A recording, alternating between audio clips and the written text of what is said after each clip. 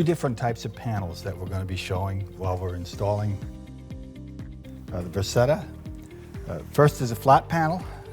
Now the flat panel you can recognize by the top nailing flange goes just about end to end. Now the difference between a flat panel and a universal corner, this is a universal corner. Notice how the flanges come in so that you can make a corner out of it. So that's how you can, right off the bat, tell which is a flat panel, which is a universal corner.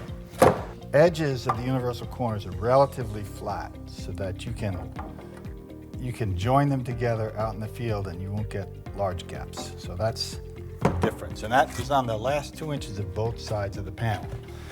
So in order to make a corner up, you're going to cut a universal corner in half, or not necessarily in half, depending on how your stagger is. You want to have at least an 8-inch stagger.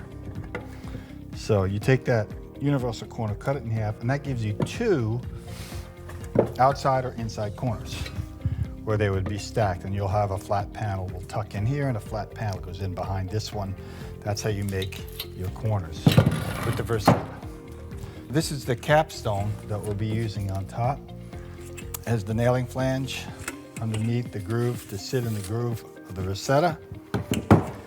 When we do an outside or an inside corner, we take this out to our saw and we miter it. So that will make our outside miters.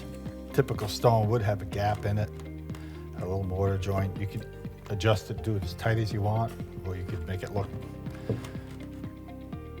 like a mortar joint.